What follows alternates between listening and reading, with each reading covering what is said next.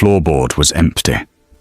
Lynette dropped to her knees and pressed both hands into the hollow space beneath it, feeling every corner, every edge, as if her fingers could produce what her eyes already confirmed was gone. The journal was not there.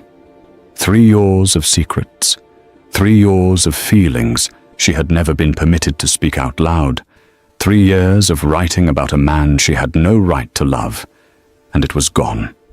Someone had found it. Her mind moved fast and ugly through the possibilities, and every single one of them led to the same place, the same person. She pressed her hand flat against the cold floor and told herself to breathe, and told herself to think, and then she stopped thinking entirely, and she ran. She ran through the side door and across the wet grounds, and did not stop until she reached the old stone cottage at the far edge of the estate. The one place no one would think to look for her. She pushed the door shut and pressed her back against the wood and squeezed her, eyes closed, and told herself she was safe here, that no one knew about this place, that she had time to think. Then the knock came. Quiet, deliberate. The knock of someone who knew exactly where she was. She didn't move. The door opened anyway, and he stood in the frame with the grey morning light behind him, and her journal pressed against his side, and his eyes finding hers across the dark room with an expression she had never seen on his face before, and never expected to see directed at her. He said 4 words. "I have read everything. Now tell me, if the person you had loved in silence for 3 years found every word you were never brave enough to say, would you stay and face them? Or would you run again?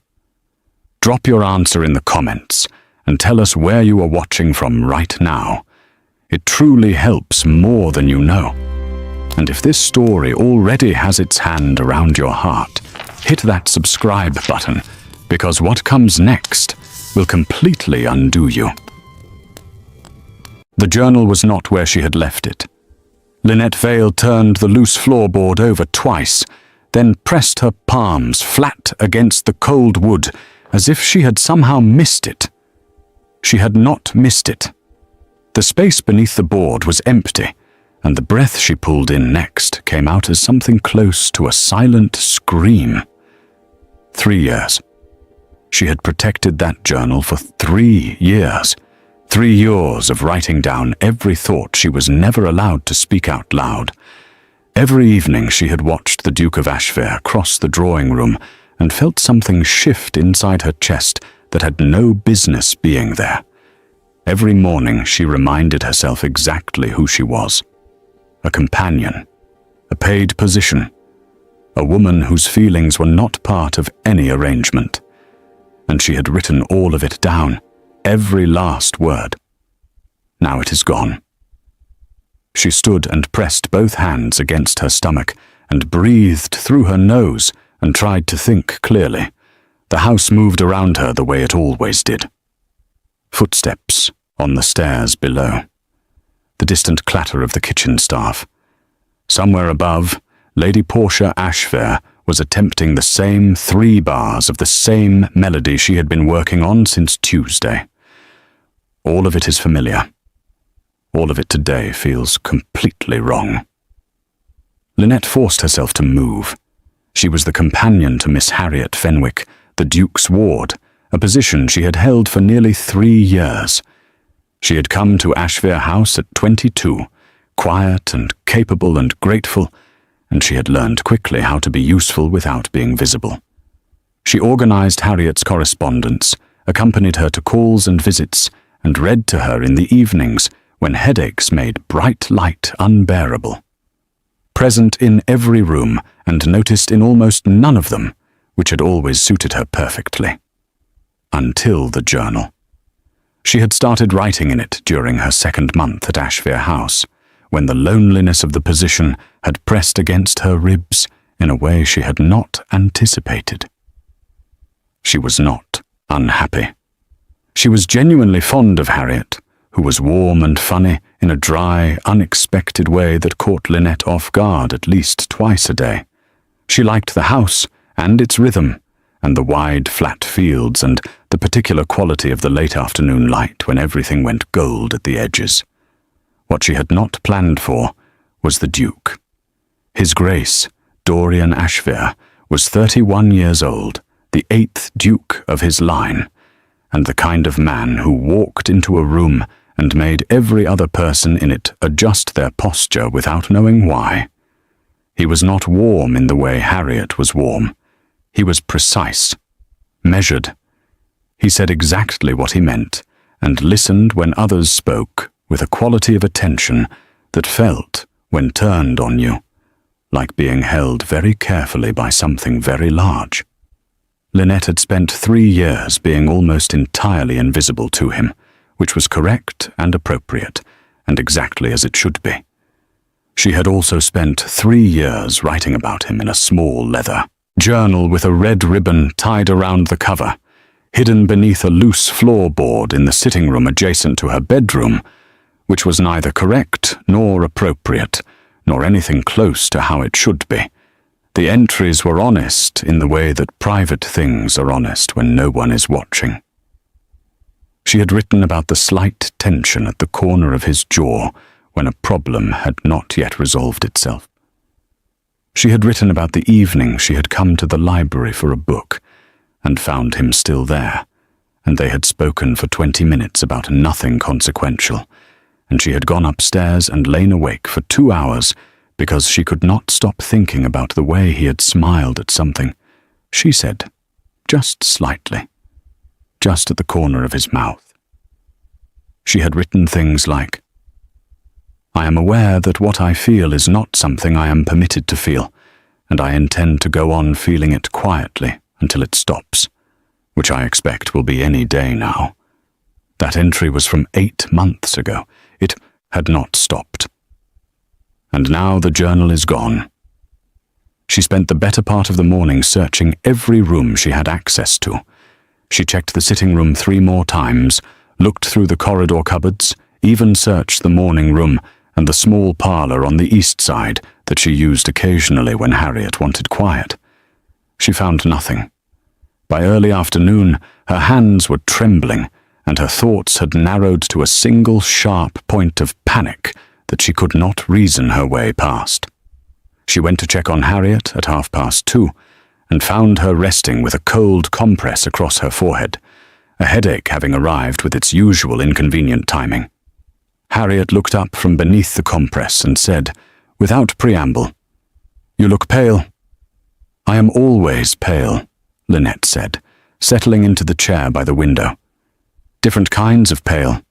The kind that means something has happened." "Nothing has happened," Lynette said. Harriet looked at her for a long moment with the particular expression she used when deciding whether to press a point or let it go. She let it go, which was somehow worse than pressing would have been. Lynette stayed with Harriet for an hour, and then excused herself, and walked the upper corridor twice more, checking every surface and every shelf with diminishing hope and increasing dread. At 4 o'clock she passed Mr. Crane coming downstairs with the expression he used when a task was slightly outside the usual parameters. "Miss Vale," he said, "His Grace would like a word about the guest arrangements for the weekend, in the East Corridor, when you have a moment." She found the Duke in the East Corridor, standing at the window, with his hands clasped behind his back, looking out at the grey garden. He turned when she approached, and asked about Harriet's requirements for the weekend guests, whether her physician had confirmed attendance at Saturday dinner, whether the south sitting room had been arranged as a quieter retreat. She answered every question steadily and correctly, and he nodded and thanked her and walked back toward the main staircase. He had not been holding the journal. She stood in the corridor after he left and told herself she was catastrophizing. She told herself it had simply slipped from the board during the week and would be found somewhere sensible. She told herself to go to her room and sit quietly and stop imagining the worst. Instead, she walked to the far end of the corridor, turned down the back staircase, pushed through the side door, and stepped out into the cold grey afternoon. She did not stop walking until she reached the groundskeeper's cottage at the far edge of the estate grounds, a small stone building half hidden by overgrown hedgerow that the current groundskeeper, old Mr. Potts, used only for storing tools since his retirement to the village the previous winter.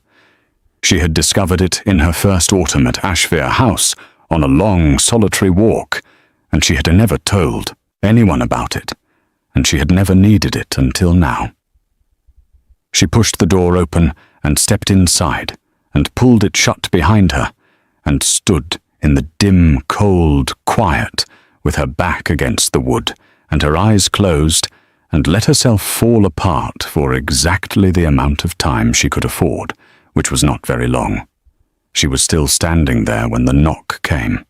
Quiet, deliberate, not the knock of someone who had stumbled across the cottage by accident.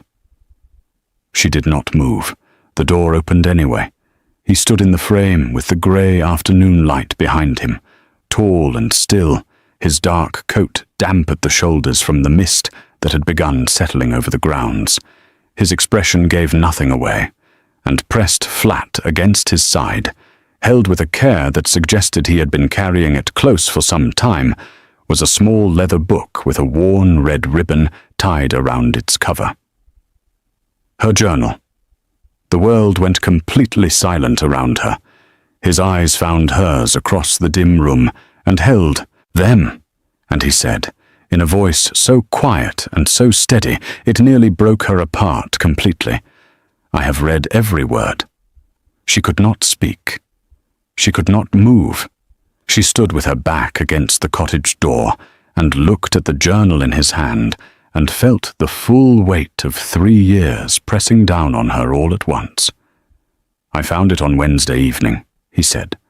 "I was checking the window latch in the sitting room adjacent to your quarters. The board was already slightly displaced. I did not go looking." He paused. "I read the first page and I intended to stop. I did not stop, and I am not going to offer you a comfortable excuse for that." Still, she said nothing. "I came here," he said, "because Mr. Potts mentioned once that you sometimes walked this far on your afternoon walks, and because I needed to speak with you before the weekend guests arrived, and the house became too full for any honest conversation." He held the journal out toward her. "This belongs to you. It has always belonged to you."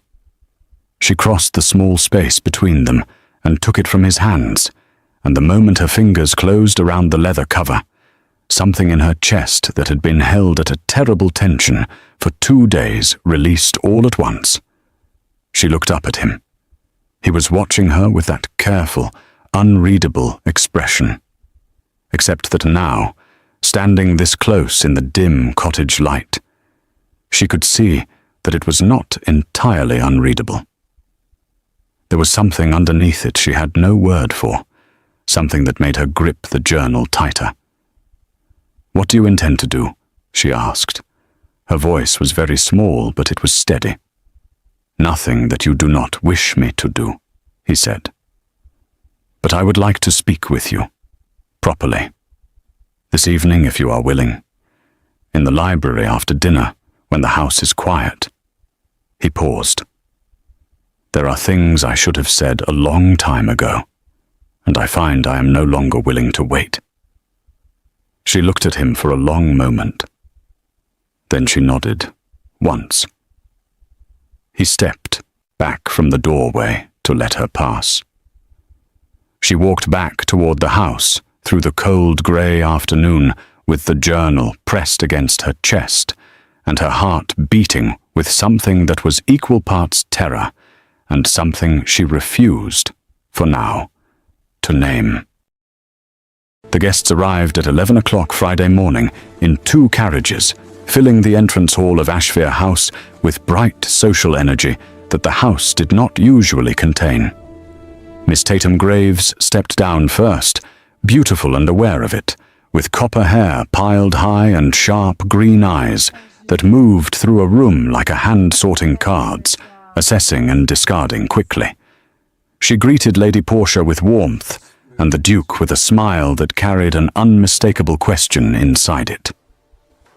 Miss Odette Fairfax followed, quieter, with a wide, observant face and ink-stained fingers she had made no attempt to hide, already filing away everything she saw for later consideration.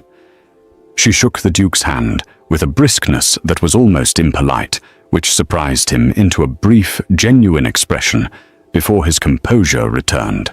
Mr. Percy Wainwright descended from the second carriage already talking, 3 sentences into a story about a coaching inn incident involving a goose, a male sack, and a misunderstanding of spectacular proportions. Lady Portia laughed until her eyes watered. The Duke pinched the bridge of his nose. Behind Mr. Wainwright came 2 others Lynette had not expected. Lord Theodore Fenwick, Harriet's older brother, 26, and carrying the efficient confidence of a man who owned most rooms he entered. And beside him, introduced casually as a fellow from Wainwright's club, Mr. Sebastian Holt, lean and sandy-haired, with a quality of careful observation about him that reminded Lynette uncomfortably of herself. Lynette stood to one side of the entrance hall in her correct position, close enough to be useful, far enough back to be functionally invisible. Harriet stood beside her, headache temporarily in retreat, her dark eyes moving over the arrivals with sharp pleasure. "Theo looks well," Harriet murmured. "He does," Lynette agreed. "Also like he has been in London too long. That particular restlessness." Harriet tilted her head. "I do not know, Mr. Holt." "Neither do I." Mr. Holt chose that moment to look across the hall, and his eyes landed on Lynette with a directness that was not quite rude, but was more attentive than she was accustomed to from strangers. She held the look for a polite second and shifted her gaze, and when she glanced back he had moved on, already speaking to Lord Fenwick. The morning passed in the organized movement of settling guests, arranging rooms, managing the social arithmetic of people who all knew each other to different degrees. Mrs. Dallow moved through it all like a ship in mild weather. Mr. Crane directed the footman with clipped precision. Lynette stayed close to Harriet and performed her function quietly. At luncheon, she was seated between Mr. Wainwright and Miss Fairfax, directly in Miss Fairfax's line of sight. Miss Fairfax ate quickly, folded her hands, and looked at Lynette with frank interest. "You are Miss Vale, Harriet's companion." "I am," Lynette said. "Harriet writes to me, occasionally. She says you are the most sensible person she knows, which from Harriet is the highest possible compliment." "She is very kind," Lynette said. "She is accurate," Miss Fairfax said. "Harriet does not give compliments she does not mean." Across the table, the Duke was speaking quietly with Mr. Holt. Lynette was not trying to hear the conversation. She was simply aware of it, the way she was always aware of whatever was happening in his immediate vicinity, against her better judgment and general preference. On her other side, Mr. Wainwright was delivering the coaching inn story to Lord Fenwick at full volume, having decided the doorstep audience had been insufficient and the full dramatic retelling was required. Lord Fenwick listened with the expression of a man still deciding whether this would be entertaining or merely very long. After luncheon, when the group dispersed into afternoon activities, Lynette slipped out through the side door for air and turned the corner, around the kitchen garden wall directly into Mr. Sebastian Holt. He caught her arm, released it immediately, and stepped back. "I beg your pardon." "Not at all," she said. "I was not watching where I was going." "Nor was I." He straightened his coat. His face showed its thoughts more plainly than he probably realized. "Mr. Sebastian Holt, we were not properly introduced this morning." "Miss Lynette Vale," she said, "Harriet's companion. I understand you have been here several years." Nearly 3, she said, and shifted the conversation with the ease of practice. Are you enjoying the county, Mr. Holt? It is rather quieter than London. I prefer quiet, he said, and smiled with the genuine warmth of someone who meant it. I am not particularly suited to London, despite what Percy believes. What does Mr. Wainwright believe? That I need to get out more, that a weekend in the country with a duke and his charming household will be good for my constitution. The smile again, slightly wry. Percy's solutions to everything involve other people. Lynette found, to her surprise, that she liked Mr. Holt. There was something disarmingly straightforward about him that made it difficult not to. She excused herself after a few minutes and went back inside and spent the remainder of the afternoon close to Harriet, reading aloud and arranging correspondence, doing everything her position required while the evening she had agreed to move steadily closer. At 4:30, Harriet set down her book and looked at Lynette with searching dark eyes. Something is happening, she said. Not something bad. Something different. You have been somewhere else all afternoon. I am here, Lynette said. Your hands are here, Harriet said. That is not quite the same thing. Lynette looked at her and said nothing, because there was nothing she could say yet that would not require saying everything, and she was not ready for that. Harriet did not press. She simply reached across and squeezed Lynette's hand briefly and returned to her book, which was its own kind of answer. At 8:30, when the house had settled into its after-dinner quiet and the other guests had moved to the drawing room, Lynette walked to the library at the far end of the first floor and knocked on the open door. The fire had been built up properly, and the room was warm and golden. The Duke stood at the far bookshelf, and when she entered, he turned and set down the book in his hands, and looked at her with that careful expression that she had spent 3 years reading incorrectly, and was only now beginning to understand. You came, he said. I said I would, she answered. She stepped fully into the library and closed the door behind her, and whatever had been waiting between them for 3 years finally had nowhere left to hide. He gestured to the chair nearest the fireplace. She sat. He did not sit immediately. He crossed to the desk, picked up something small, and placed it on the table beside her chair. Not the journal this time. A single folded note, blank on the outside, which he had clearly written and reconsidered and chosen not to send. I wrote that yesterday, he said, after I found you in the cottage. I intended to have Mr. Crane deliver it this morning, and then decided that what I needed to say could not be managed in a letter. She looked at the folded note and did not touch it. He settled into the chair across from her, leaning forward with his elbows on his knees and his hands loosely clasped. It was not a posture she had ever seen him take. He was always upright, always composed in the vertical sense. This was someone sitting the way you sat when you intended to say something real. I want to tell you something before anything else, he said. She waited. When I came to Ashvere House after my father's death, I was not in a state to notice much. The estate, Portia, Harriet, 400 obligations that left no room for anything personal. He paused. What changed afterward was not sudden. It was gradual, and I did not name it to myself until considerably later than I should have. What changed? She asked. You, he said. Not dramatically, not in any single moment I could point to, but you were honest and kind to Harriet in a way that had nothing to do with it, and when you spoke, you said exactly what you meant.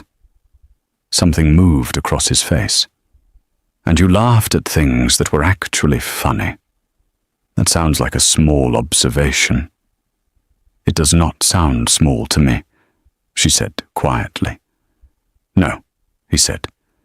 I did not think it would. The fire burned low and steady to her left. Outside the library windows the night was fully dark, the grounds invisible beyond the glass. "The entry from the 14th of March, he said. She closed her eyes briefly. "You wrote that you stood outside this door for 7 minutes, then came in for a book, and we spoke for 20 minutes, and you went upstairs and lay awake thinking about it." He was quiet for a moment.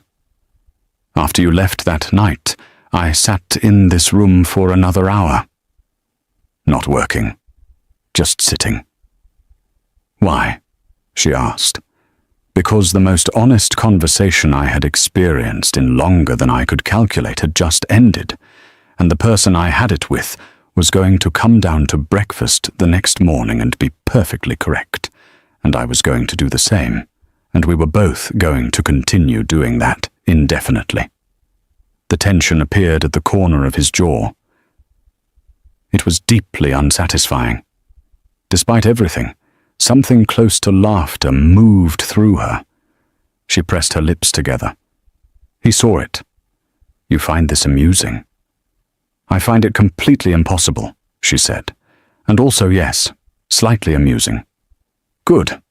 I was hoping you would not simply be terrified." "I am also terrified," she said. "That is fair," he said. "So am I." That settled into the space between them and changed something, the temperature of the room or the weight of the air, in a way neither of them addressed directly, but both of them felt. "There are complications," she said, because she was a practical person, and practical things did not stop existing simply because the impossible was happening in a warm library at night. "Several," he agreed. "I am employed in your household. Harriet depends on me." "And one of your guests." She paused, thinking of Miss Tatum Graves and her assessing green eyes. "Appears to have expectations of a different kind of conversation with you this weekend." "Miss Graves is here because Portia invited her," he said. "My sister has developed the habit of placing people she considers useful in my vicinity without consulting me. I have not encouraged Miss Graves. I will not." "She is very beautiful," Lynette said. "She is," he said, without hesitation. "So are you." The fire crackled once. She flushed, which she almost never did, and disliked herself mildly for it.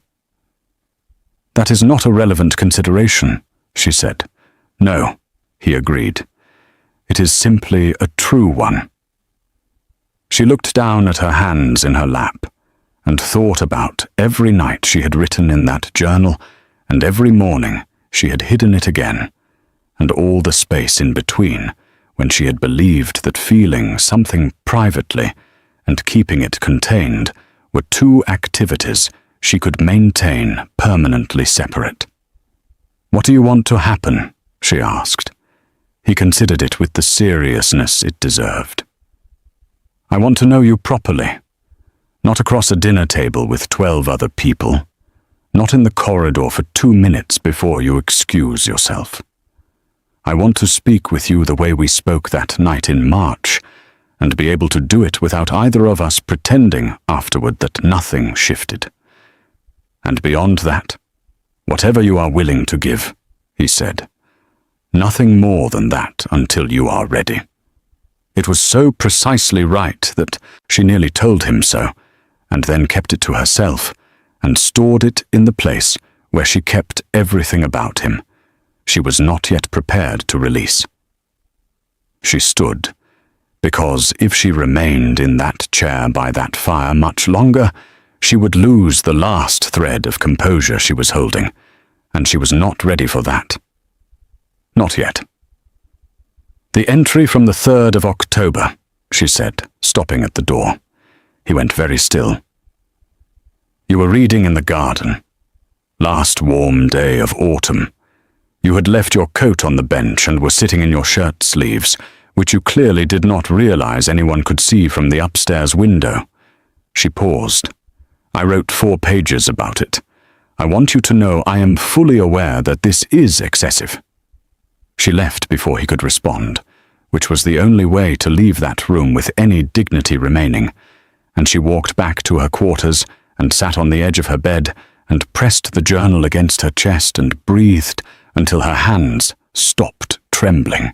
4 minutes later, Miss Odette Fairfax knocked on her door, holding 2 cups of tea and the expression of someone who had spent an hour in Mr. Wainwright's orbit and urgently needed a quieter intelligence to rest against. Lynette let her in without hesitation. Odette settled into the window seat and looked around the room with frank appraisal, and then looked at Lynette and said, without any prelude whatsoever, "The Duke looks at you the way people look at things they have spent a long time trying not to want and have recently stopped trying." Lynette set her teacup down very carefully.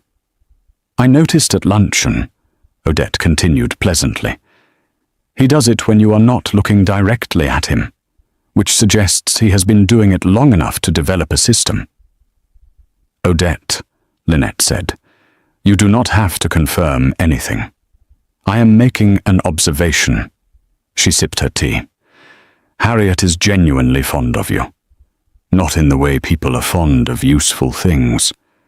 In this way people are fond of people." Something warm moved through Lynette's chest. "I know.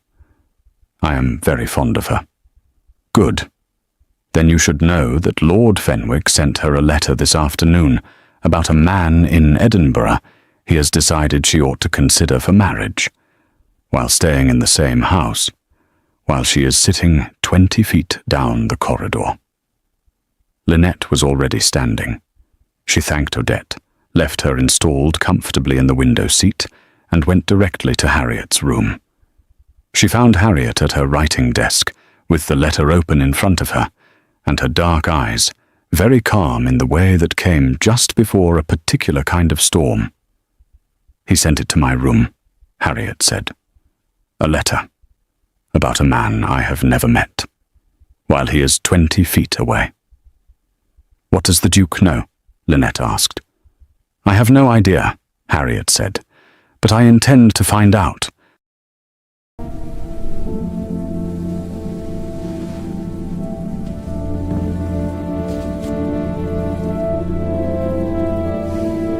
Dinner was an exercise in sustained performance, and Lynette had never been more grateful for 3 years of practice at being decorously invisible.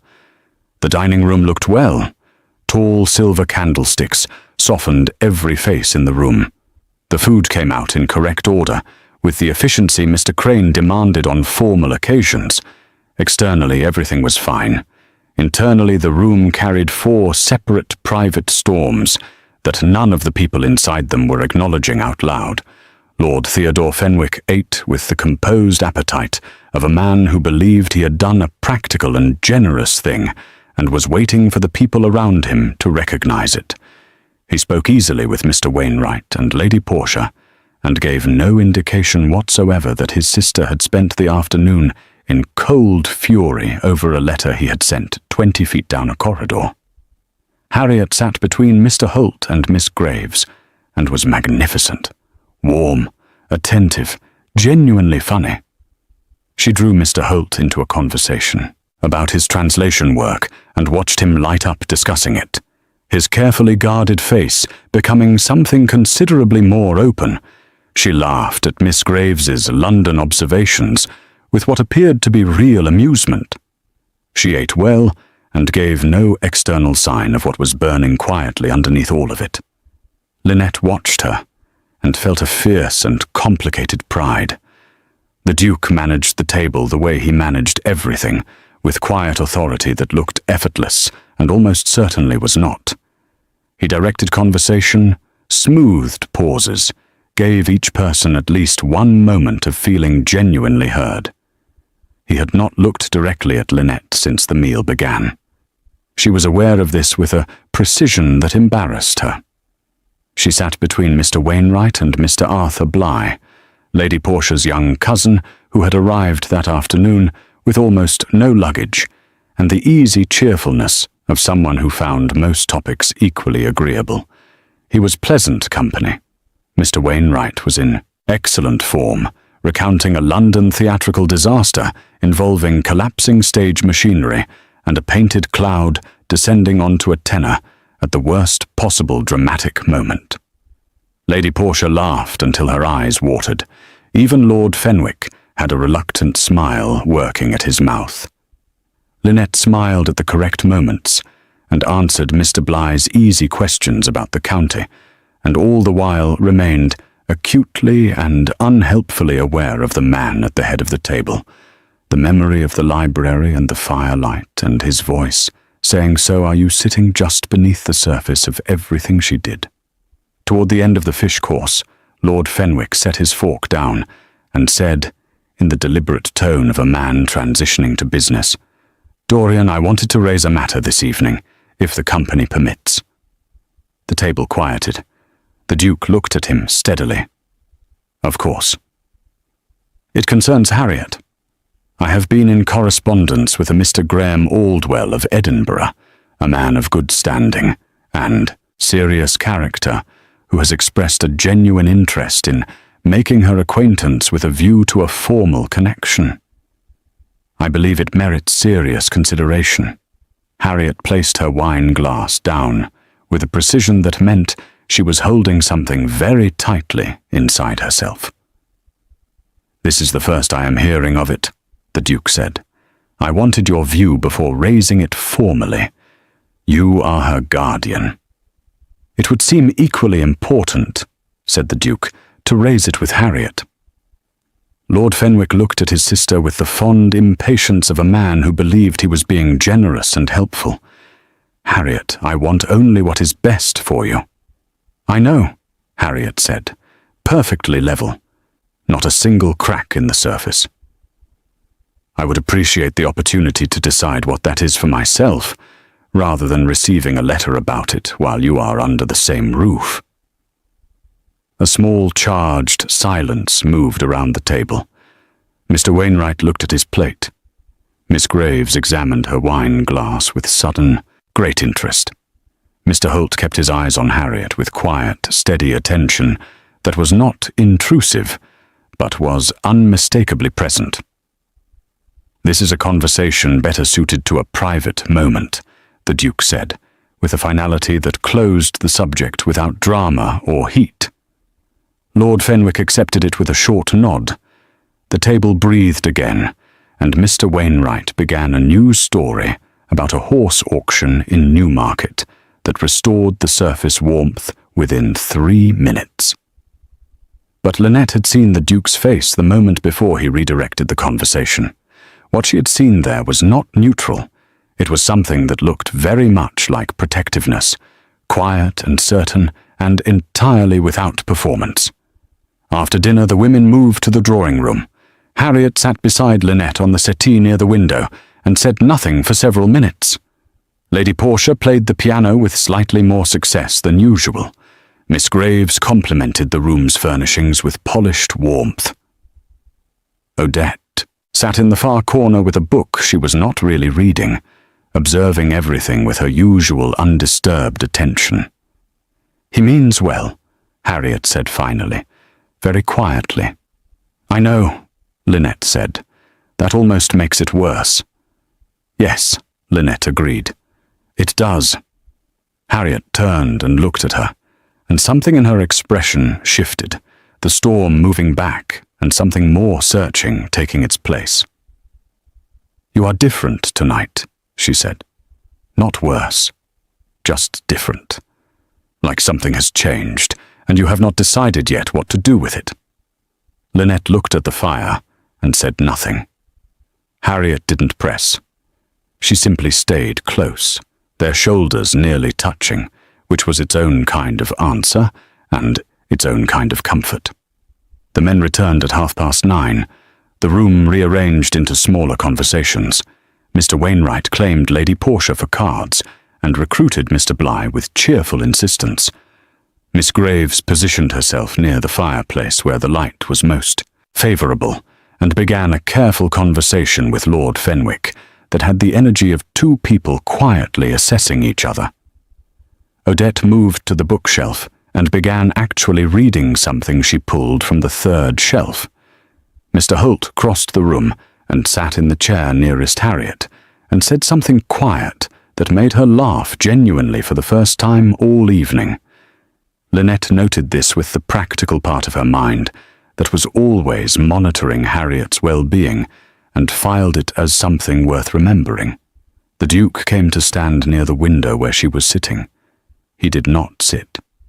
He simply stood beside her, looking out at the dark garden, hands clasped behind his back in the posture he used when he was thinking. He said nothing to her directly. The room was too full and too watchful for that. But he had chosen to stand here, and not anywhere else, in a room full of other places to stand, and that choice said something all on its own. After a moment, he said, quietly enough, that only she could hear, "Are you well?" "Yes," she said. "And Harriet?" "She will be," Lynette said. "She is stronger than anyone in this room gives her credit for." A pause. Then, "I intend to speak with Fenwick privately tomorrow. The Edinburgh matter will not go further without Harriet's full and willing participation. I want you to know that." She looked up at him. He was still facing the window, still composed, still giving the room the performance of a man standing quietly thinking about nothing particular. But his jaw was set in the way it set when something had been decided and wouldn't be undecided. "Thank you," she said quietly. He gave the smallest nod, remained at the window for 3 more minutes, and then moved away to speak with Lord Fenwick across the room. Lynette exhaled slowly and looked down at her hands, and tried to remember how to simply sit in a chair like a person who was not quietly coming undone, from the far corner of the room without looking up from her book. Odette Fairfax smiled. Saturday morning arrived sharp and cold, the kind of light that stripped everything back to its honest form. No softness, no flattering shadows, just clear winter air and the particular silence of a house that had not yet fully woken. Lynette was dressed and moving before 6 o'clock. She had not slept well, not badly either. She had lain in the dark with her eyes open, and her thoughts arranged and rearranged themselves like furniture being moved in a room that was not quite the right size for any configuration. The library, the firelight. His voice says, "So are you," with that complete and devastating simplicity. The way he had stood at the window during the drawing room and chosen her corner of it without making a single obvious thing of the choice. She had written 3 words in the journal before she slept. I stood still. She did not fully understand yet what she was going to do with any of it. But she understood that something had shifted permanently, and that the version of herself who had hidden feelings beneath floorboards and called it sensible was not coming back. She was crossing the lower corridor at 6:30 when she heard voices in the morning room. The door was not fully closed. She took 1 step past it and stopped. Lord Fenwick and the Duke. She is 20 years old, Dorian. Lord Fenwick's voice carried the particular patience of a man who believed he was being reasonable. She needs direction. Aldwell is a stable, serious, excellent family. This is an opportunity. It is an arrangement she was not consulted about, the Duke said. Quiet, entirely final. She is young. She does not always know what serves her best. She is 20 years old, and she is one of the sharpest people in this house. Something had entered the Duke's voice that Lynette had never heard there before. Not anger. Something older and more decided than anger. I will not present her with a future she did not choose, and dress it up as a gift. That is not guardianship. That is management. And I will not do it. Silence. Then Lord Fenwick, quieter now. You could at least allow her to meet him. Let her form her own view. If Harriet wishes to meet him after being given the full choice and no pressure in any direction, I will facilitate it gladly. If she does not wish for it, the matter ends there permanently. A pause. She is not a piece in an arrangement, Theo. She is a person. Treat her as one.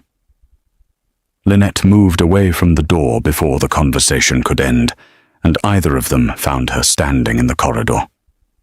She went directly to Harriet and told her everything she had heard, quietly and without softening any of it. Harriet listened without interrupting, which was unusual for her, and when Lynette finished there was a long silence. Then Harriet picked up her teacup, set it down again, and blinked twice in rapid succession in the way she did when she was absolutely not going to cry, and was very serious about it. "He said that," Harriet said. "Not at all question," confirming something to herself. "Those exact words," Lynette said. Harriet stood and went to the window and looked out at the cold morning garden for a long moment. When she turned back, her expression had changed entirely. The storm was gone. What replaced it was something quieter and more settled, the look of a person who has just discovered that the ground beneath them is more solid than they had assumed. "I owe him an apology," she said.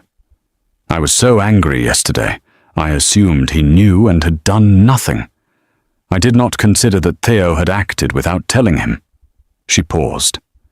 "And I owe you a great deal for telling me." "You owe me nothing," Lynette said. "I owe you everything," Harriet said, with a firmness that closed the argument. She crossed the room and took Lynette's hands briefly and looked at her with those steady, dark eyes. "And I want you to know something. Whatever is happening between you and my guardian, and do not tell me nothing is happening, because I have eyes and I have known you for 3 years, I am in favor of it. Completely. Without reservation. You are not a lesser person because you came here as my companion. You have never been lesser. Not for a single day." The warmth that moved through Lynette at those words was almost too large to hold quietly. She pressed Harriet's hands and said nothing because there was nothing adequate to say, and Harriet understood this perfectly and released her and became brisk in the way she did after emotional moments, moving toward her wardrobe and announcing that she intended to speak to her brother before the morning walk, and that she would need her green wool walking dress and her composure in equal measure. The morning walk to the Folly assembled at 10:30 with the disorganized energy of 8 people attempting to leave a house simultaneously. Mr. Wainwright was already narrating before he reached the front steps. Mr. Bligh forgot his gloves twice. Miss Graves appeared in a perfectly arranged cream-walking ensemble that made Lady Portia narrow her eyes with the involuntary competitiveness of someone who had underestimated the morning. Odette fell into step beside Lynette at the back of the group before they had crossed the first field. "Harriet looks better," Odette said. "She does," Lynette agreed. "And you look like someone who has made a decision and has not yet told anyone about it. You are remarkably perceptive for this hour of the morning." "I am remarkably perceptive at all hours," Odette said pleasantly. "It is my most useful and most exhausting quality." She glanced sideways. "He asked Mr. Crane which path you usually take on your morning walks. Before breakfast. I happened to be in the corridor at the time." Lynette said nothing. "Still just making observations," Odette said, and smiled into the middle distance. The Folly was a 20-minute walk across the north grounds, a small stone tower that one of the earlier dukes had constructed for reasons history had not clearly recorded. Mr. Wainwright had 4 theories of increasing implausibility about its original purpose, all of which he delivered with great conviction over the course of the walk, while Mr. Bligh listened with genuine uncertainty about which to believe. At the Folly the group spread naturally. Lady Portia climbed the lower steps to look at the view. Mr. Wainwright followed her with the energy of a man who treated every small elevation as a personal challenge. Miss Graves stood at the base and directed architectural observations at Lord Fenwick, who was listening with the polite attention of a man still slightly chastened from the morning's conversation. Harriet and Mr. Holt arrived still deep in conversation, having fallen into it somewhere on the path, and apparently found no reason to stop. They moved to the east wall of the folly and continued talking with the absorbed quality of two people who had discovered an unexpected and mutual frequency. Lynette stood apart from the group and looked out at the bare winter fields stretching beyond the estate grounds and let herself simply be still for a moment. "The third theory," said the Duke, arriving beside her with the quiet step she had always been attuned to, "is that the folly was built as a retreat. Somewhere outside the main house, where a person could think without being responsible for everything inside it." She looked at the small stone tower. "That is Mr. Wainwright's third theory." "No, that one is mine." He stood with his hands in his coat pockets, looking at the fields. "My father used to walk out here. I came with him once at about 12 years old. He did not say anything the entire walk. We stood here for a while and went back. At the time, I thought he was being strange. I understand it considerably better now."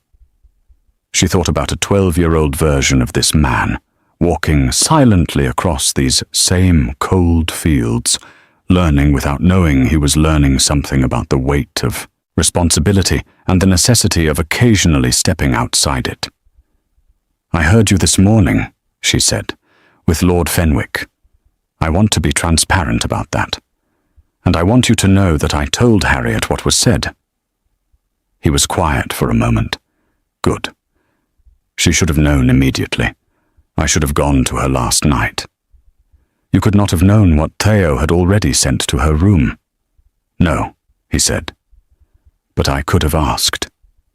He exhaled slowly, a small visible breath in the cold air.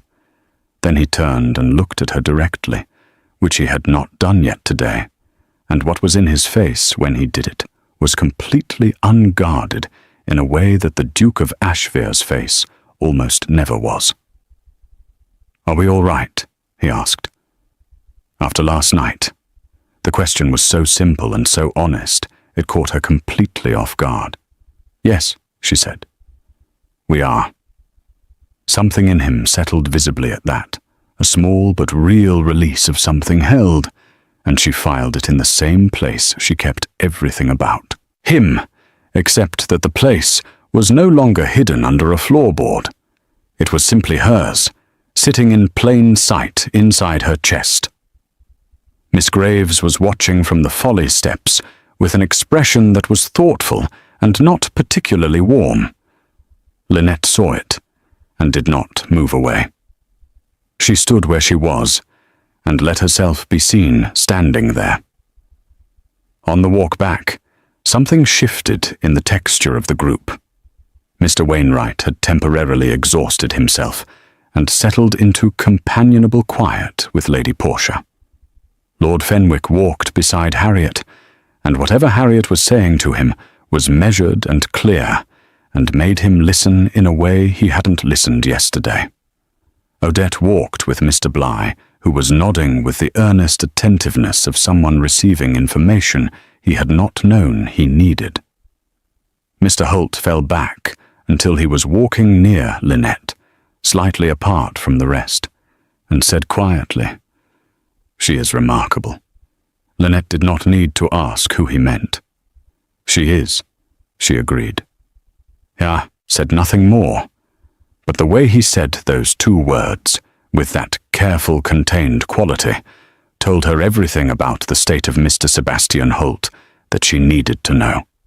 That evening after dinner, when the drawing-room had settled into its smaller conversations and the fire had burned down to a deep, steady glow, something happened that nobody had anticipated.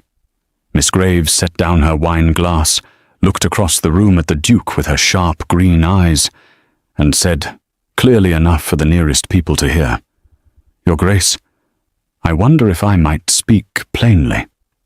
The room did not go entirely silent, but it thinned, the way rooms do when something real is about to be said inside them. The Duke looked at her with his steady, unreadable expression. "Of course. I came here this weekend with a particular expectation," Miss Graves said. She was composed, Lynette noticed, not wounded, not performing distress, simply honest in the direct way of a woman who had decided that honesty was more useful than strategy. "I believe Lady Portia may have given me reason for that expectation.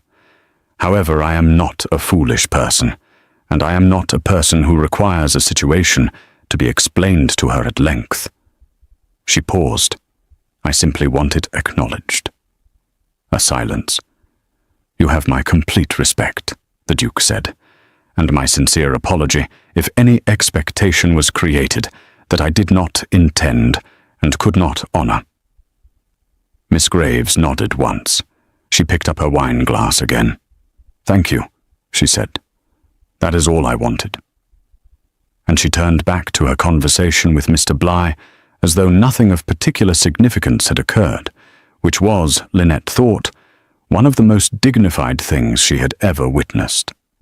Lady Portia caught her brother's eye from across the room with an expression that was equal parts chagrin and reluctant understanding. He held her gaze for a moment, and something passed between them that was entirely a sibling conversation, conducted without a single word. Later, when the guests began drifting toward bed and the room was thinning out, Harriet paused beside Lynette on her way to the door and said, very quietly, "Miss Graves just did something genuinely graceful. I want you to notice that." "I noticed," Lynette said. "Good." Harriet squeezed her hand. "Now go to sleep. Tomorrow is going to ask something of you, and you will want to be rested for it." Lynette looked at her. "What do you mean?" Harriet smiled in the small, private way she used when she knew something she was not going to say yet. "Good night, Lynette," she said, and left. Lynette sat alone in the thinning drawing room for a while after everyone had gone, the fire low and the candles burning their last inch, and she opened her journal on her knee and looked at the 3 words she had written the night before. I stood still. Then she picked up her pen and wrote underneath them, and I did not look away. And she closed the book and held it in both hands, and let the quiet settle around her like something that had finally been allowed to exist. Sunday arrived the way resolutions arrive, quietly, without announcement, with a quality of finality that made everything feel both heavier and lighter at the same time. The guests were leaving after luncheon. The house knew it, the way houses always know when a particular season is ending, the particular quality of movement in the corridors, luggage appearing at doorways, conversations taking on the slightly heightened warmth of people preparing to say goodbye. Mr. Wainwright departed exactly as he had arrived, already mid-story before his luggage was fully loaded, this time about something that had happened at breakfast involving a misidentified jam and Mr. Bligh's general willingness to believe anything he was told. Lady Portia embraced him warmly at the door. The Duke shook his hand with the expression of a man who was genuinely fond of someone he also found genuinely exhausting. Mr. Bligh left next, pleasant and uncomplicated to the last, shaking hands with everyone in the entrance. Hall with equal warmth and telling Lynette sincerely that he hoped the county treated her well, which was such a simple and kind thing to say that she found she meant it completely when she thanked him. Miss Graves said her goodbyes with the same composure she had shown the previous evening, elegant and unhurried. She embraced Lady Portia. She shook the Duke's hand without any weight attached to the gesture, which spoke well of her in a way that required no commentary. When she reached Lynette, she paused and looked at her for a moment with those sharp green eyes, and what was in them was not resentment. It was something closer to recognition. One honest woman to another. "Take care of yourself, Miss Vale," she said. "And you, Miss Graves," Lynette said. She meant it, and she believed that Miss Graves knew she did. Odette was the last of the women to leave. She came to find Lynette specifically, walking past 3 other people in the entrance hall to reach her, and took both her hands and held them for a moment and said, "Write to me. Not occasionally, regularly. I want to know everything." "Everything is a great deal," Lynette said. "I am aware," Odette said. "I want it anyway." She glanced once, quickly and deliberately, at the Duke standing near the door, and then back at Lynette, and her expression said everything her words did not. And then she was gone, out the door and into the carriage, with the brisk efficiency of a woman who had said what she came to say. Mr. Holt was the last guest to say goodbye. He shook the Duke's hand and thanked him with genuine warmth. He said farewell to Lady Portia and to Lynette and to Mr. Crane, and then he turned to Harriet. There was a pause between them, one beat too long to be purely social.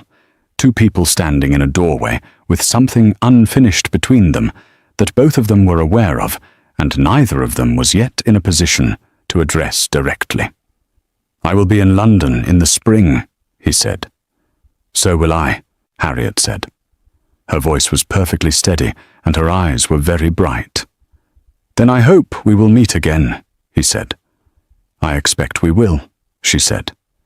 And she smiled at him with her full, honest smile, the one she reserved for things she actually meant, and he carried it with him all the way to the carriage, and Lynette watched him go with the quiet satisfaction of someone who has just seen the first line of a very good story written. Lord Fenwick was the final departure.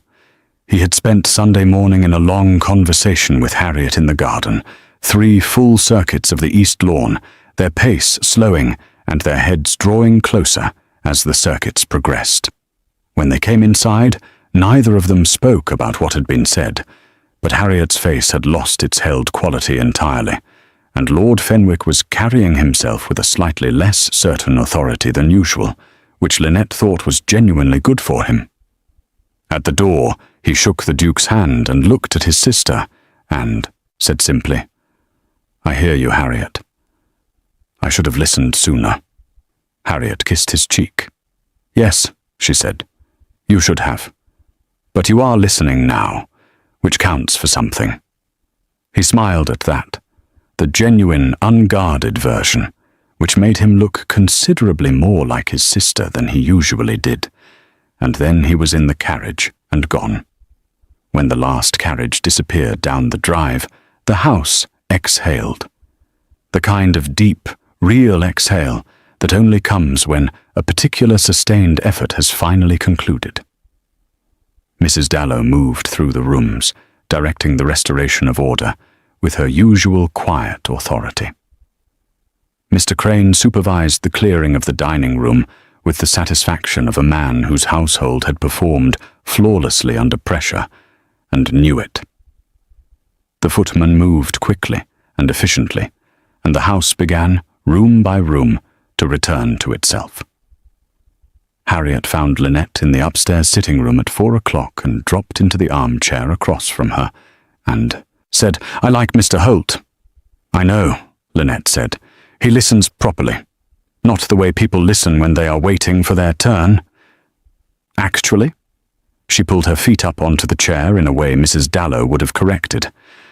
"I also think Odette Fairfax is one of the finest people I have ever known, and I intend to write to her twice a week until she tells me to stop, which I suspect she never will." "I suspect not," Lynette agreed. Harriet looked at her then, with the full searching look she reserved for things that mattered. "He is going to speak to you today," she said. "Properly. Finally. The way he should have spoken months ago, possibly years ago, but did not because he is extremely capable at everything except saying the true thing to the person he most needs to say it to." She paused. "When he does, I want you to let yourself receive it. Do not make yourself smaller than you are to make it easier for anyone else. Not even him. Lynette looked at her. Harriet. I mean, every word of it, Harriet said, with a firmness that was also love. You have spent 3 years making yourself small in this house, and I have watched it and said nothing because it was not my place, and because you seemed content.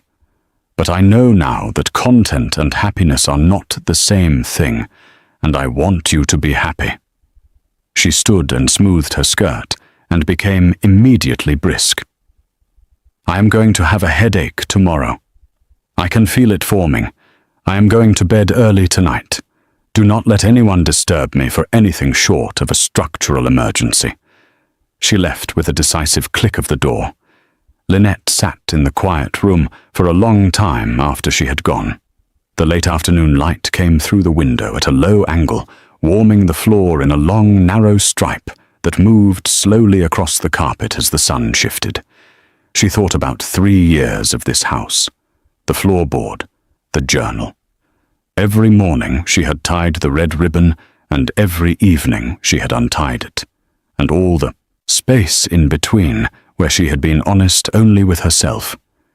She thought about standing still in a cold field and what it had meant.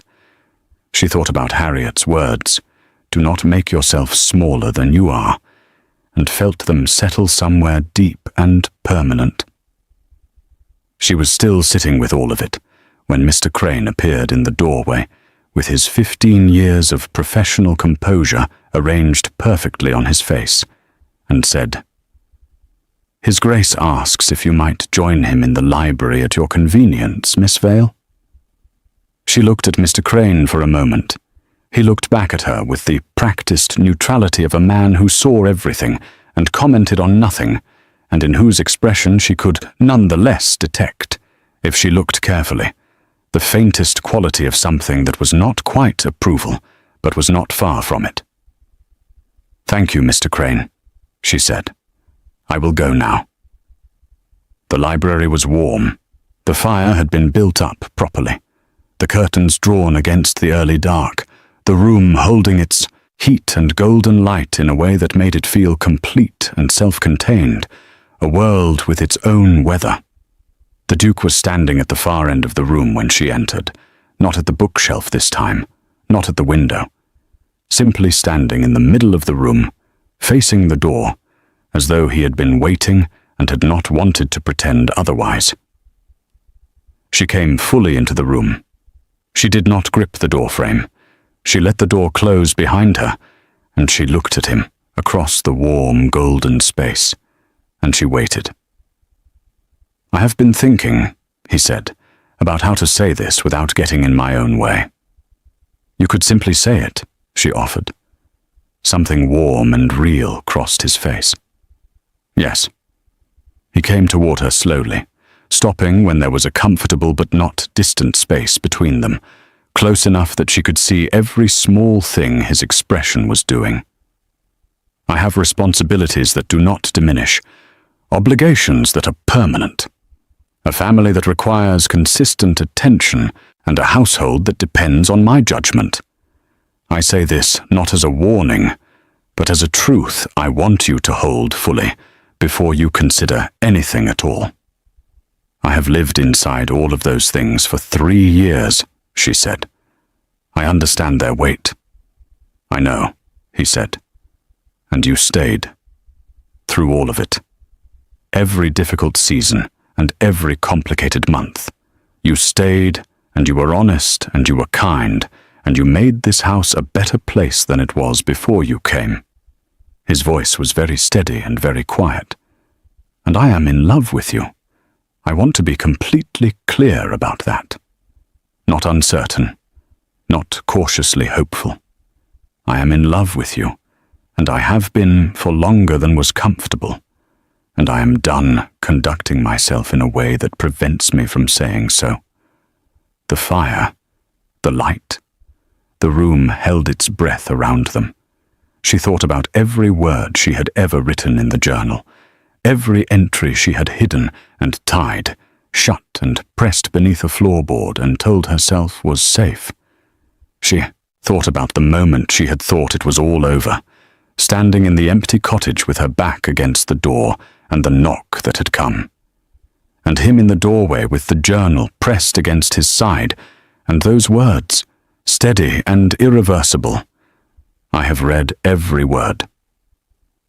She thought about everything she had been too careful to say for 3 years, and she decided, firmly and finally, that she was done being careful with it.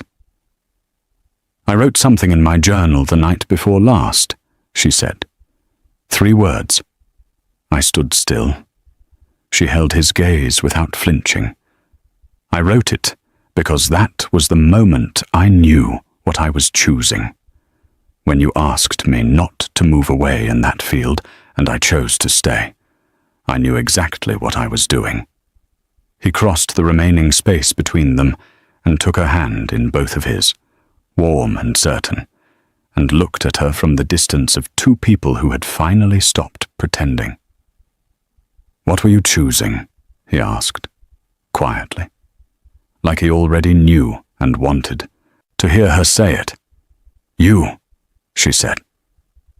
"I was choosing you. I think I have been choosing you for a very long time and simply did not have anywhere honest enough to say it until now." He lifted her hand and held it against his chest, directly over his heart, and the gesture was so deliberate and so simple and so completely without performance that every remaining defense she had dissolved entirely, and she did not try to rebuild any of it. They stood there in the warm library with the fire burning steadily behind them, and the winter night pressed dark against the windows, and 3 years of careful distance, finally, completely gone. They talked for 2 hours, not about practical arrangements, or what Lady Portia would say, or what Mrs. Dallow would think, though all of those things existed and would need their proper time. They talked the way they had talked that night in March that she had written 4 pages about, except that this time neither of them would go upstairs afterward and fold it quietly away. This time it was allowed to exist in full daylight, or in firelight, which was close enough. When she finally stood to leave, he walked with her to the library door and stopped there and looked at her in the warm gold of the dying fire. "The entry from the 2nd of January, he said. She blinked. "You memorized the dates." "I told you I read every word," he said. "I meant it precisely." He paused. "You wrote that you had decided to stop feeling what you felt because it was not useful and not appropriate and would not lead anywhere worth going. And then you wrote that you had made that decision the previous evening and were already failing at it by morning." She laughed, the full unguarded version, the one she kept only for moments when there was no performance required of her and nothing to manage and nowhere to be except exactly where she was. He watched her laugh with an expression that was completely open, the most open she had ever seen his face be, like something that had been held shut for a very long time had simply and finally decided to stop. "I was spectacularly bad at stopping," she said. "I know," he said. "I am deeply, permanently glad." She walked back through the quiet evening house, past Mrs. Dallow, giving instructions to the night staff with her usual composed efficiency, past Mr. Crane, making his final round with his usual air of a man who had seen everything and would take it all to his grave, past Harriet's closed door, where a lamp still burned softly, and the faint sound of a turning page said the headache had not yet arrived, and the night was still peaceful.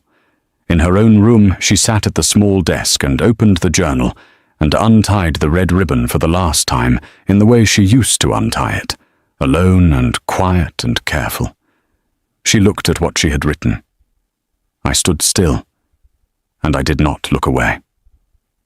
She picked up her pen and wrote underneath both lines, slowly and clearly, and he came to me, and I let him. She closed the journal. She tied the ribbon. And then she did something she had never done in 3 years of keeping it. She set it on the desk in plain sight, not beneath the floorboard, not tucked into a drawer, not managed into a smaller space than it deserved. She left it there, small and leather-bound with its worn red ribbon, sitting in the open like something that no longer needed to hide, because it did not. Because she did not. In the library at the other end of the house, a lamp burned late into the night. The Duke of Ashfire sat in the chair beside the fire with the particular stillness of a man who has said the true thing at last, and found it not only received, but returned in full. He was not reading. He was not working. He was simply sitting in the warm, quiet room with the deep and genuine peace of someone who had stopped waiting for something and found it waiting for him instead. Outside, the winter night settled over Ashfire House completely, dark and still and full of the particular rest that belongs only to things that have finally, after a very long time, been allowed to be exactly what they are. And inside the house, in 2 separate rooms, connected by 3 years of careful silence, and 1 small journal with a red ribbon, 2 people sat with the truth between them at last, no longer hidden, no longer managed, no longer anything less than completely real. If this story reached something in you, you already know what to do. Drop a comment and tell us where you are watching from. It helps more than you will ever know. And if you are not yet subscribed, now is exactly the right time, because the next story is already waiting, and it deserves to find you here.